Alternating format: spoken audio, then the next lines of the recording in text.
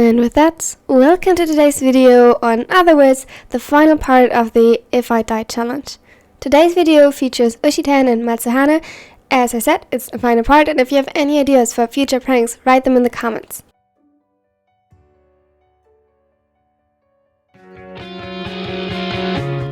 Have you ever had struggles finding good Haikyuu merch or anime merch in general?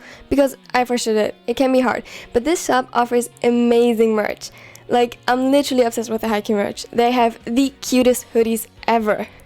Now, if you want to get 10% off, click the link in the description. They offer me a collaboration, which is literally amazing, and you support my channel this way. So, win-win. Let's go.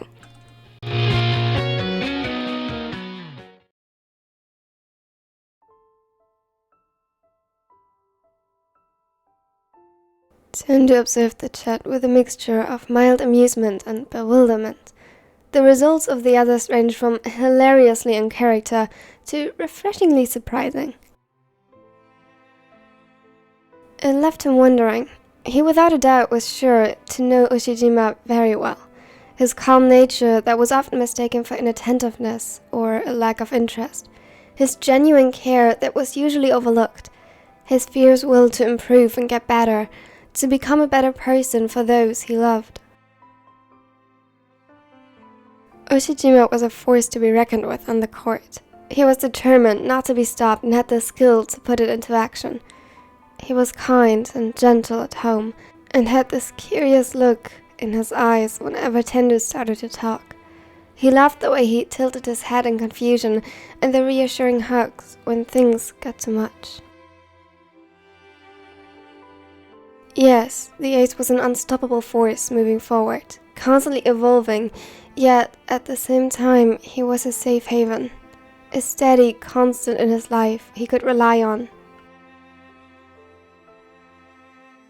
If things were the other way around, and if he were to lose Toshi, he wouldn't know what to do. He would lose so much it was unfathomable. There was nothing like Toshi for him. No one that could take his place. Toshi gave what the world failed him at. Safety. He felt safe with him in his life because he knew he would return to the one person that wouldn't judge, to the one person that genuinely loved him. As long as he knew what it felt like to be safe in his arms, he could put up with the rest.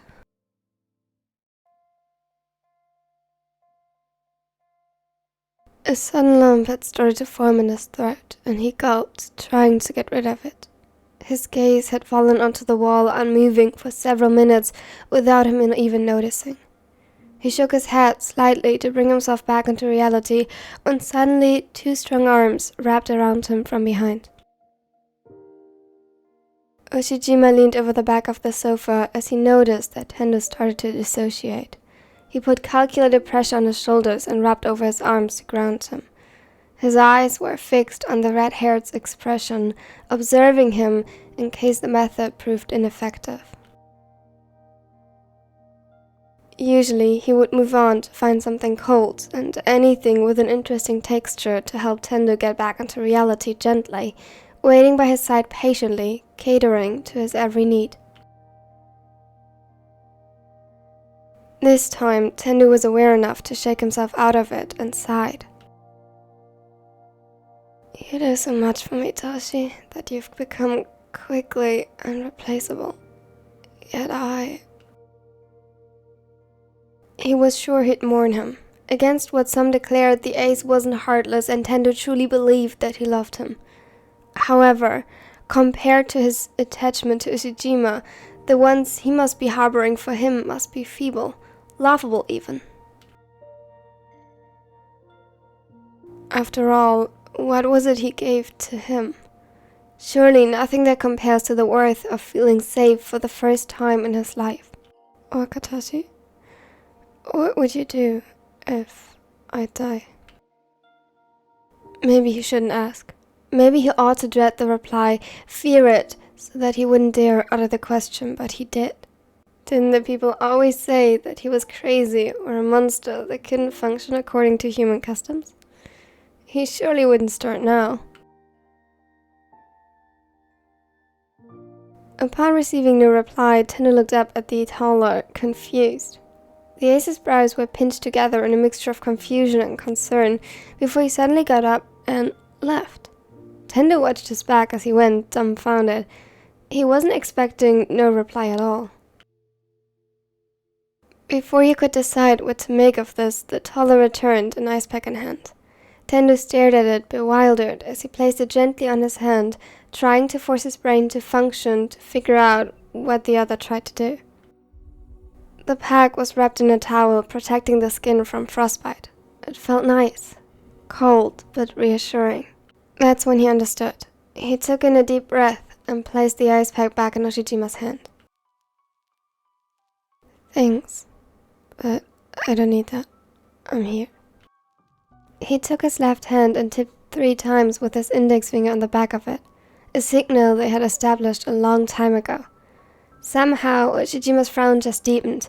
He carelessly put the pack aside and wrapped both his hands around Tendu's. Satori, I'm afraid I don't understand. A short flash of guilt crossed over his face, and Tendu hated it. He averted his gaze briefly. What is it that you don't understand? Your question. You asked what I would do if you... Why? Ushijima wasn't one to jump to conclusions easily, but in that very instant he could see so much worry reflected in his eyes that by having seen the other's results alone, he had a pretty good guess of what was going on in his head without him having to verbalize it. I'm not sick or anything, just curious. He cringed at his own voice, knowing very well that curious sounded different, especially for him. Can you try to answer it? Honestly, he didn't know why he was pushing it. What else would he say but that he'd mourn him and miss him? There was no point. He was caught off guard by a choked sound to his right where his boyfriend stood. When he looked at him, his eyes were glossy and he looked almost as lost in an alternate dimension as he did a few minutes prior. I don't know. A quiet whisper didn't fit the taller athlete at all, yet Tendu was sure he didn't mishear. Satori, I don't want that. Ever. Please, stay. Toshi? He gently cupped his cheeks and brought their foreheads together. His thumb caressed the tender skin and he was taken aback as the first tear touched his hand. Oshijima's fingers wrapped around his wrists and held him close. I love you, Satori. He wanted to say it back out of habit and because it was true, but instead... Why?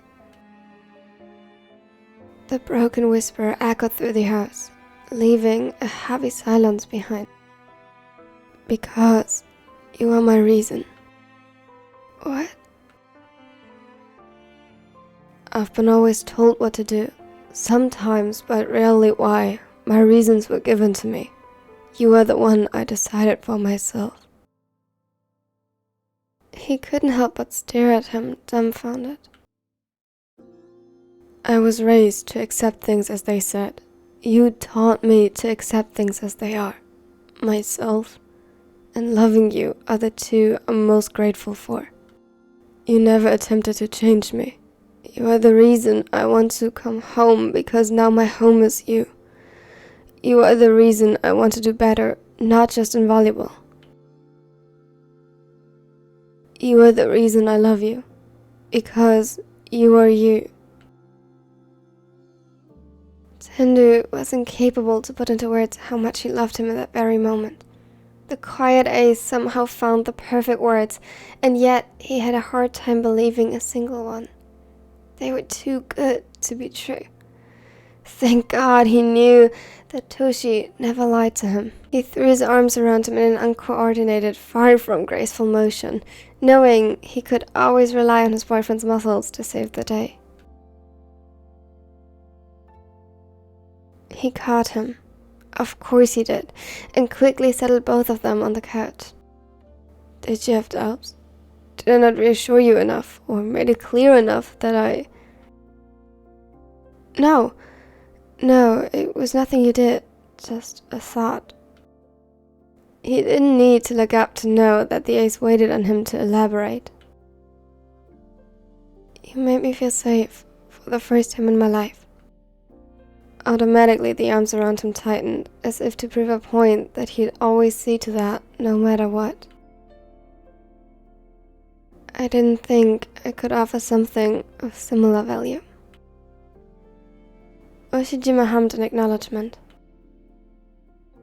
You do. Do you fear that I'd leave you, or that my love isn't sincere? Tende shook his head.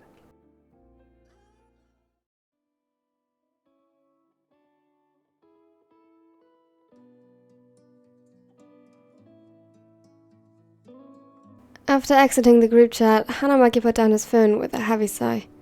Too bad that the first challenge in so long had been this one in particular. He would have loved to see the results. Maybe Aikawa would send them to him.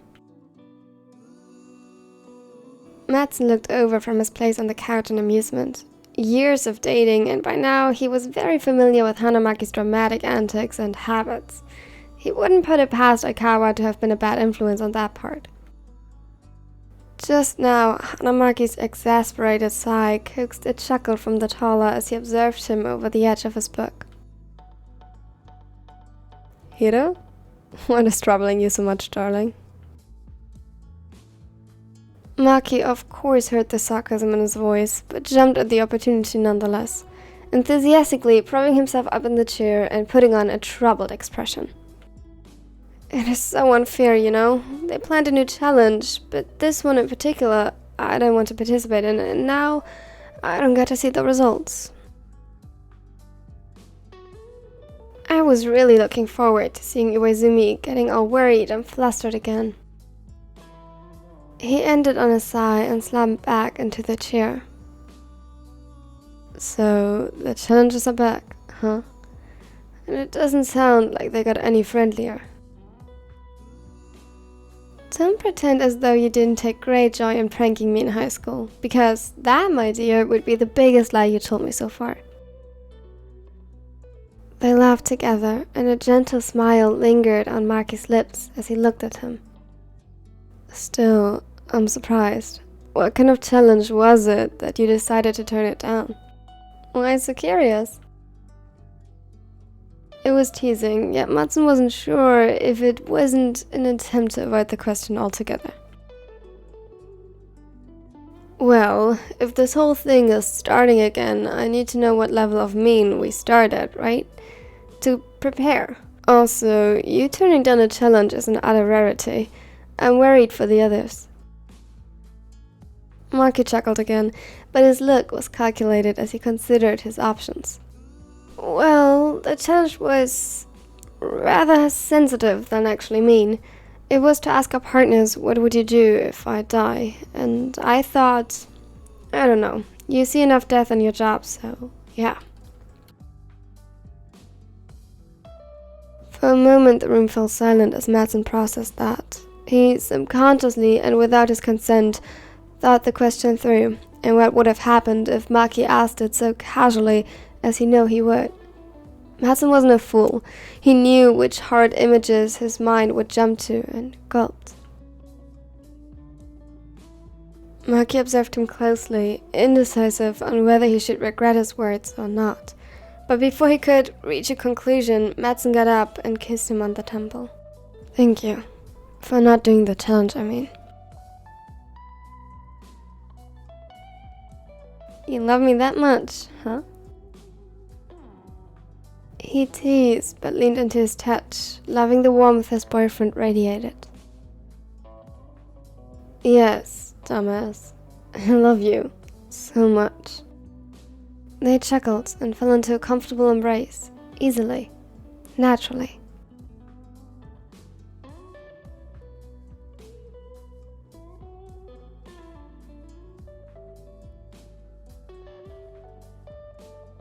Thank you all so much for watching to the end. I hope you liked it. If you did, consider leaving a like because it really helps this channel grow and that other people might see this video as well. And consider subscribing so you won't miss out on anything in the future. Like 50%, over 50% of you aren't subscribed, and I'm just asking why? Don't you like it here? Kidding. On that note, if you have any idea for future challenges, please write them in the comments. And I left out a scene that I originally wanted to have in here that will be on the wit, but it's not in the official timeline. There was a little change of plans. You'll see in the future. You'll see very soon. And now I hope you have a wonderful and amazing day because you deserve it, because you are amazing.